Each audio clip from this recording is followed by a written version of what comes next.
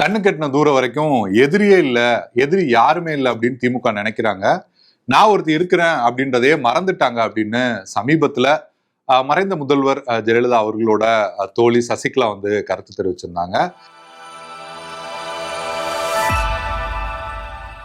மார்க்கெட்லயே premium quality அதுவும் affordable பிரைஸ்ல உங்க டாய்லெட்டை சுத்தம் பண்ண ஒரே choice bison toilet cleaner just 79 ரூபாய் மட்டுமே. தொடர்ச்சியா அந்த கருத்தை வந்து அவங்க சொல்லிட்டே வந்தாங்க. இந்த நிலையில சமீபத்துல பாத்தீங்கன்னா அவரோட ஆதரவாளர்கள் பொதுவா வந்து சசிகலா வந்து புதிதா கட்சி தொடங்க போறாங்க, தாவேகா உள்ளிட்ட கட்சிகளோட வந்து கூட்டணி பேச்சுவார்த்தையுமே நாங்க வந்து நடத்த போறோம், தமிழ்நாட்டுல எங்களுக்கு கொடுக்கப்படுற தொகுதிகளில் போட்டியிடவும் போறோம் அப்படின்னு சொல்லி ரொம்பவே பரபரப்பை கிளப்புறாங்க. பொதுவா சசிகலாவோட திட்டம் என்னவா இருக்கு, அவங்களோட ஆதரவாளர்கள் என்ன சொல்றாங்க அப்படின்னு பார்க்கறதுக்கு முன்னாடி ஒரு சின்ன ஒரு பிளாஷ்பேக், அதாவது சசிகலாவோட இந்த அரசியல் பிரவேசம் குறித்து நம்ம வந்து ஒரு சின்ன பிளாஷ்பேக் அப்படிங்கிறது போயிடலாம்.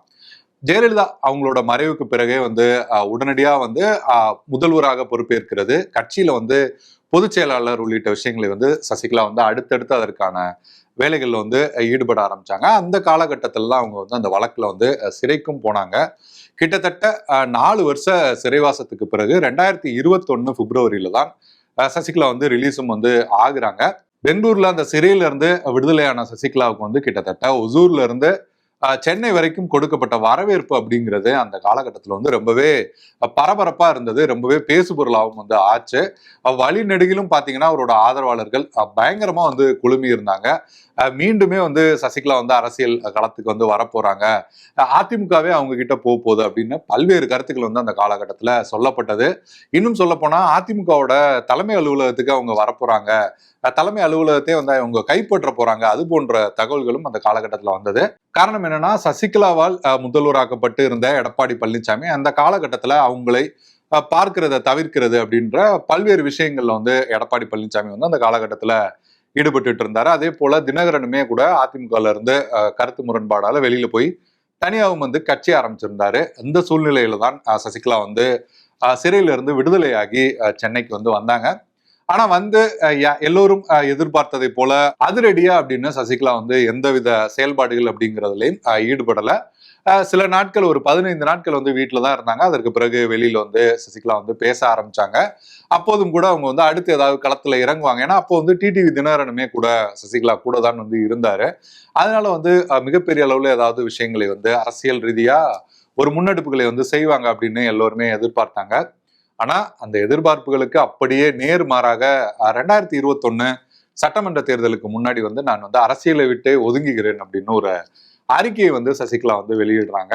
தொடர்ச்சியா நம்ம பார்த்தோம்னா தஞ்சாவூர், ராமேஸ்வரம், திருச்செந்தூர், திருப்புல்லானி அப்படின்னு சொல்லிட்டு ஆன்மீக பயணம் அப்படிங்கிற மாதிரி போறாங்க. ஆனா ஆன்மீக பயணமாவே போயிருந்தாலுமே கூட அந்த காலகட்டத்துல அவங்களை தேடி வர்ற அதிமுக, அமமுக நிர்வாகிகள் எல்லாம் வந்து அவங்க வந்து சந்திக்கிறாங்க.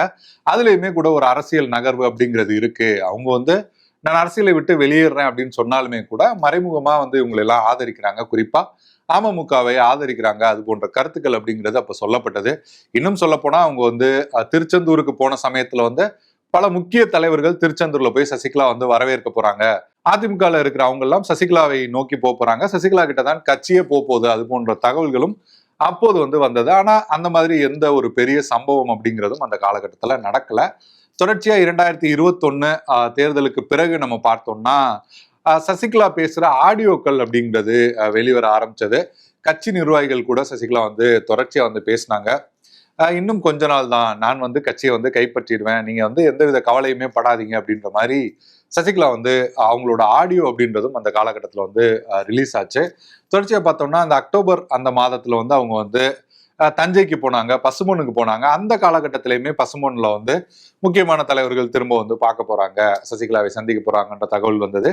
தஞ்சையிலுமே வந்து நீண்ட வருடங்களுக்கு பிறகு சொந்த ஊர்ல வந்து சசிகலா வந்து தீபாவளியுமே வந்து கொண்டாடினாங்க. அப்போதுமே கூட வந்து அந்த ஆதரவாளர்கள் அப்படிங்கிற அளவுல தான் வந்து அவங்களோட சந்திப்பு அப்படிங்கிறதும் இருந்தது. தொடர்ச்சியா நம்ம கட் பண்ணி அப்படியே 2022 அப்படின்னு நம்ம போனோம்னா கூட 2022லயுமே மீண்டும் ஒரு ஆன்மீக பயணம் அப்படிங்கிற மாதிரி போயிட்டு இருந்தாங்க. முசிறி கிட்ட போயிட்டு இருந்த அந்த நேரத்துல வந்து அவங்க வந்து பொதுச் செயலாளராக சசிகலாவை நீக்கியது அப்படிங்கிறது வந்து செல்லும், எடப்பாடி பழனிசாமி அவங்க தரப்பு நீக்கியது வந்து செல்லும் அப்படின்னு உரிமையியல் நீதிமன்றத்துல ஒரு தீர்ப்பு வந்து வருது. அந்த தீர்ப்பை கேட்ட சசிகலா வந்து என்னோட ஆன்மீக பயணம் அதற்கான நேரம் அப்படிங்கிறது வந்து முடிஞ்சிருச்சு, இனிமே வந்து அரசியல் பயணம் தான் அப்படிங்கிற கருத்தை வந்து ரொம்பவே ஆவேசமா அந்த காலகட்டத்துல வந்து தெரிவிக்கிறாங்க. அதற்கு முன்பா நம்ம பார்த்தோம்னா தஞ்சைக்கு போன காலகட்டத்துல எல்லாம் வந்து அதிமுக கொடியை வந்து அவங்க பயன்படுத்திட்டு இருந்தாங்க. ஆனா அதெல்லாம் பிறகு வந்து பயன்படுத்துறதை நிறுத்திட்டாங்க. தொடர்ச்சியா நம்ம பார்த்தோம்னா 2022ல 2023ல குறிப்பா பார்த்தோம்னா கள்ளக்குறிச்சி, விழுப்புரம் இந்த மாவட்டங்களுக்கெல்லாம் சுற்றுப்பயணம் போனாங்க. ஈரோடு அப்படின்னு கொங்கு பகுதிகளுக்கெல்லாம் வந்து சுற்றுப்பயணம் போனாங்க. கடைசியா பார்த்தோம்னா தென்காசி அப்படின்னு சொல்லி தென் மாவட்டங்களுக்குமே அவங்க வந்து சுற்றுப்பயணம் வந்து போறாங்க. ஆனா பெரிய அளவுல ஒரு வரவேற்பு அப்படிங்கிறது கிடைக்கல. சசிகலா சிறையை விட்டு வெளியில வரும்போது அவங்களுக்கு இருந்த அந்த வரவேற்பு அப்படிங்கிறது நாள் ஆக ஆக அவங்க எந்தவித பெரிய செயல்பாடுகளை முன்னெடுக்கல அப்படின்ற போது அது வந்து அந்த ஆதரவு அப்படிங்கிறது ரொம்பவே குறைஞ்சிட்டு வந்தது.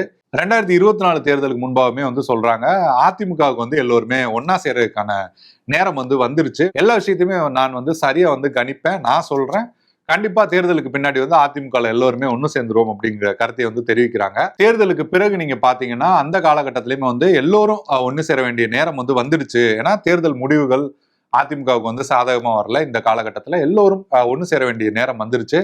ஜெயலலிதா இல்லம், அதாவது அவங்க போயஸ் கார்டன்ல புதிதா வந்து குடியேறிய அந்த வீட்டுக்கு வந்து ஜெயலலிதா இல்லம் பேர் வச்சிருந்தாங்க. ஜெயலலிதா இல்லம் வந்து உங்களை வரவேற்குது அப்படின்ற கருத்தையும் தெரிவிச்சிருந்தாங்க.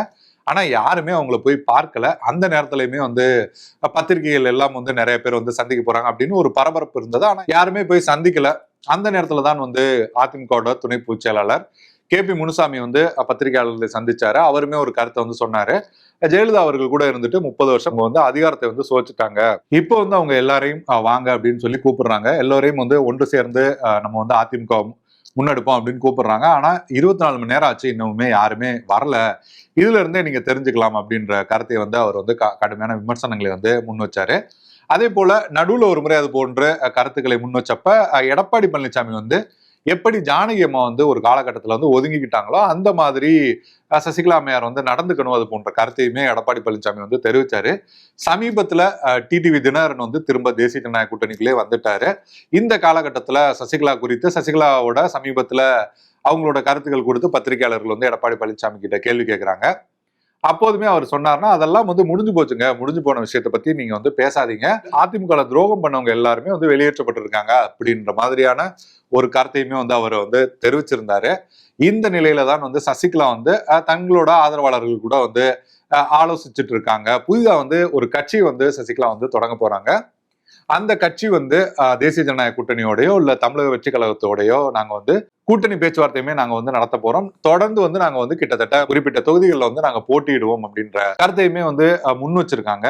இதற்கு முன்பாக பலமுறை வந்து நான் அரசியல் களத்துக்கு வர வேண்டிய நேரம் வந்துடுச்சு, அதிமுகவை வந்து ஒருங்கிணைய போகுது, எல்லோருமே என்னை தேடி வரணும், இது போன்ற பல்வேறு கருத்துக்களை வந்து சசிகலா வந்து நேரடியாவே தெரிவிச்சிருந்தாங்க. ஆனா போதிய ஆதரவு அப்படிங்கிறது அந்த காலகட்டத்தில் வந்து கிடைக்கல. தற்போது வந்து கட்சி தொடங்கி தேர்தலை சந்திக்கிறது அப்படின்னு அவங்க முடிவு பண்ணியிருக்கதாகவும் தகவல்கள் வருது. தற்போதுமே அவங்க கூட வந்து அவங்களோட ஆதரவாளரா இருக்கிற பள்ளிப்பட்ட நரசிம்மன் கிட்ட இது குறித்து வந்து நம்ம பேசணும். அது இனிமேல் தானே அம்மா முடிவு தானே. அம்மா முடிவு. தென் மாவட்டங்கள்ல ஆமா, அனைவரும் களத்துல இறங்கணும். கூட்டணி தான், கூட்டணி அமைக்கிறோம். சரிங்க சார். Okay okay. ஒரு என்னென்ன வாய்ப்பு இருக்குதோ அது இதுலாம் சார். இப்ப தேசிய ஜனநாயக கூட்டணியில தினகரன் சேர்ந்திருக்காரு. அது இது வந்து அதிமுக எதிராக போற மாதிரி இருந்தாரா சார்? இது அதுவல்ல பிரச்சனை, அதுவல்ல பிரச்சனை. நாங்களும் தலைவருடைய புகழ் தானே பாடுறோம். Okay okay okay. தேசிய ஜனநாயக கூட்டணிக்கு போறதுக்கு வாய்ப்பு இருக்கா சார்? அது காலம் தான், அது சொல்லுங்க. சரி sir. Okay sir. Okay sir. Thank you sir. அதாவது எல்லாத்தையும் கூட்டணி அமைக்கணும், நல்ல இதோட போகணும்னு பாக்குறாங்க. அது எது அமையும் காலம் தான் வழிவிடணும். Okay okay okay okay sir. Thank you sir. நன்றிங்க ஐயா. சசிகலா அவர்களோட ஆதரவாளர்கள் சொல்றதுபடியே வந்து அவங்க வந்து புதிய கட்சி தொடங்கி தேர்தலை சந்திக்கிறாங்களா, இல்ல வந்து வழக்கமான எப்போதும் போல வந்து உங்களோட கருத்துக்கள் இருக்குமா அப்படிங்கிறத நம்ம பொறுத்திருந்துதான் பார்க்கணும். நன்றி, வணக்கம். உங்களின் டெய்லி கிளீனிங் ப்ராசஸ ஈஸியாவும் ஃப்ரெஷ்ஷாவும் மாற்ற பெஸ்ட் சாய்ஸ் 50 ஆண்டு கால அனுபவம் பெற்ற bison toilet cleaner. Budget friendly, அதே சமயம் பிரீமியம் குவாலிட்டி என டபுள் சேலஞ்ச். மேலும் விவரங்களுக்கு 9514 333 999.